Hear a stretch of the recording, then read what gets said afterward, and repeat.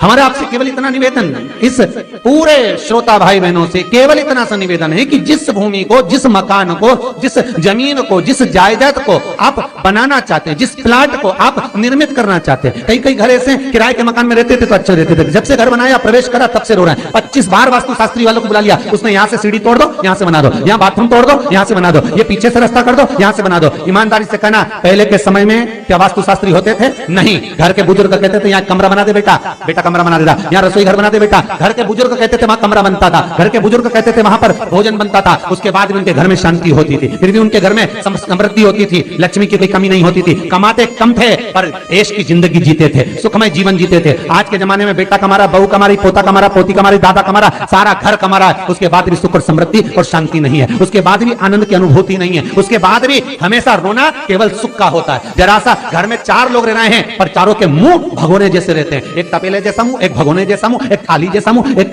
बल्टोई जैसा मुंह, सब कोई बोलने को तैयार नहीं, क्योंकि जब जब बोले तो बर्तन की आवाज आए तो बोलेगी। एक माँ बैठी टीवी के सामने, एक माँ बैठी, एक सोफे पे बैठा, बोले ही नहीं आपस में।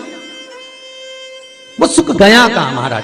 कई लोगों के मैसेज आते हैं, गुरुजी हम बड़े दुखी हैं। कारण क्या है? बस कारण इतना सा है कि आपने जब मकान का निर्माण कराया, वास्तुशास्त्री को बुलाया, इंजीनियर को बुलाया, सब ठेकेदार को बुलाया, सबको बुलाकर मकान, प्लाट, जमीन, जायदाद सब दिखवाया, पर आपने उस भूमि पर पद्म पुराण कहती है, धेनु मानस कहती है, स्कंद पुराण कहती है कि उस प्लाट पर आपने 3 दिन तक एक गौ माता को नहीं बांधा। 3 दिन तक एक गाय को उस प्लाट पर बांधकर चारा खिलाते, ना वास्तुशास्त्री को बुलाने की जरूरत पड़ती, ना कभी समृद्धि की, ना सुख की जरूरत पड़ती, क्योंकि गाय उस जगह से सारी इंद्रियों को आनंदित देकर सुख प्रदान कर देती है।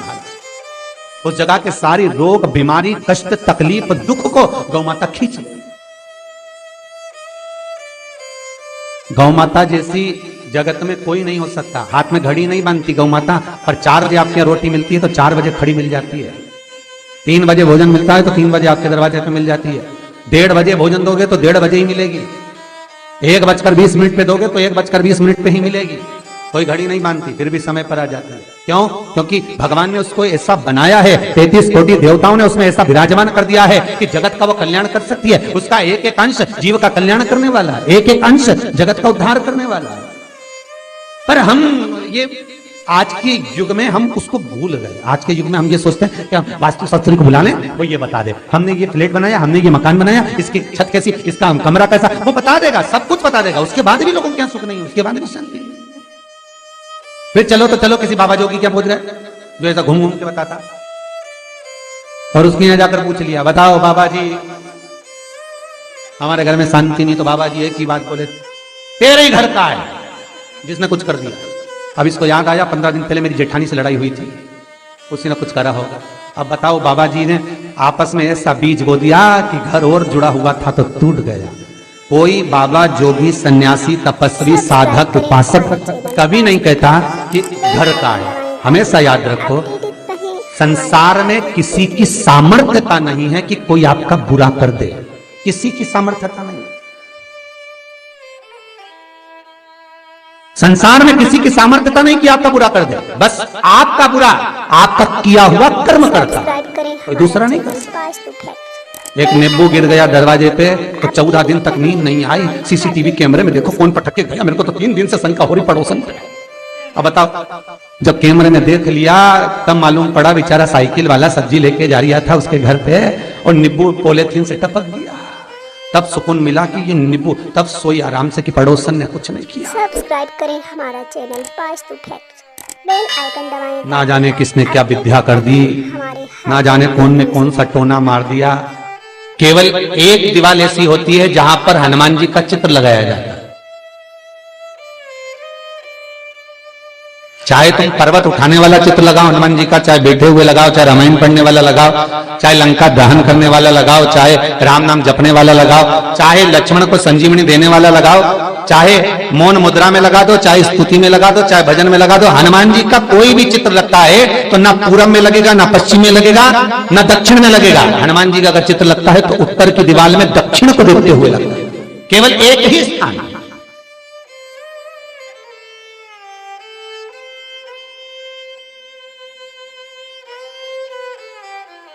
जैसे पूर्वजों के चित्र को, पितरों के चित्र को गए हुए हमारे जीवों के चित्र को दक्षिण में विराजमान किया जाता है, उसी तरह हनुमान को उत्तर में विराजमान कर कर दृष्टि दक्षिण में कर दी जाती है। घर में हनुमान जी के जितने फोटो होते हैं उसको केवल दक्षिण दिशा में लगा और उत्तर दिशा में लगा बिठा देते हैं, और दक्षिण की ओर उनकी दृष्टि होना चाहिए, दक्षिण की ओर उनका मुख होना चाहिए। क्यों महाराज?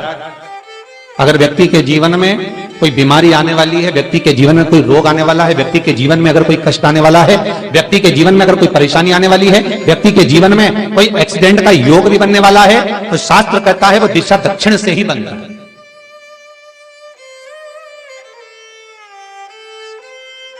ये दक्षिण जो दिशा है ये यम की दिशा है। यहां संपूर्ण परिवार के साथ यमराज अपने आनंद में निवास करता है, यम दिशा।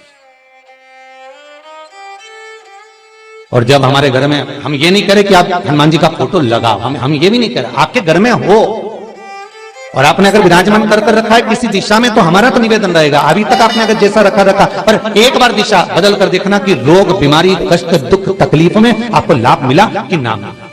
हनुमान जी ने केवल दक्षिण दिशा की ओर अगर मुख कर हमने विराजमान कर दिया, फोटो ही विराज दिया। हम ये नहीं कहेंगे आपसे कि आप बाजार से फोटो खरीद के लाओ फिर लगाओ, नहीं, आपके घर में हो तो आप लगा दीजिए, सब्सक्राइब करें हमारे आपके घर में हो तो विराजमान करें, बेल आइकन दबाएं ताकि आप अपडेटेड रहें हमारे हर एक वीडियो से।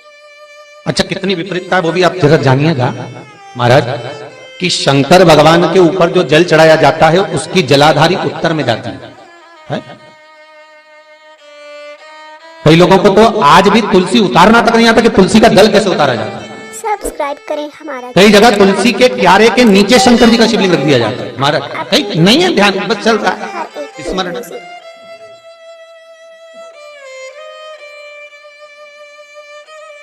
भगवान शिव का जो जल जा रहा है वो उत्तर की ओर जा रहा है, और हनुमान जी को उत्तर में विराजमान कर मुख दक्षिण की ओर कर दिया गया।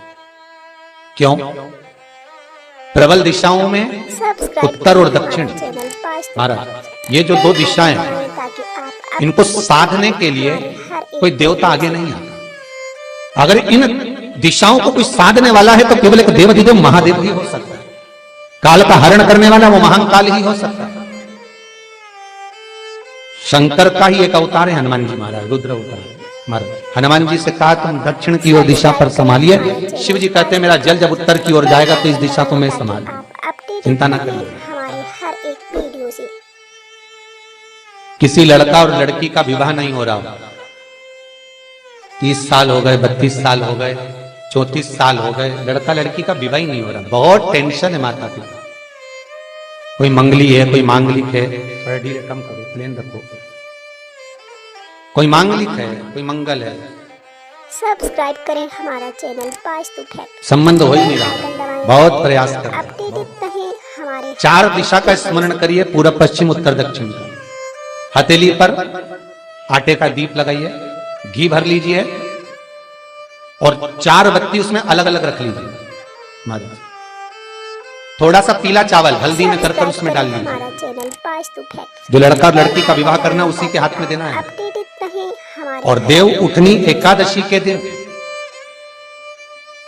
जिस दिन देवता उठेंगे, जिस जगह पर तुलसी सालिग्राम का आप पूजन करते हो, गन्ने के नीचे, ईख के नीचे तुलसी का क्यारा रखकर पूजन करते हो, वहां पर भगवान शिव और भगवान नारायण का नाम लेकर उस दिए को रगवा दीजिए और वहीं पर हल्दी का तिलक उस लड़का या लड़की का कर दीजिए और उसके हाथ में थोड़ी सी हल्दी लगा दीजिए महाराज। 2.5 महीने 3 महीने तो बहुत हो गए, उस बच्चा और बच्ची का विवाह पक्का हो गया। अपडेटेड श्री हमारे हर एक शिवाय नमस्तुभ्यं, श्री शिवाय नमस्तुभ्यं, श्री शिवाय नमस्तुभ्यं।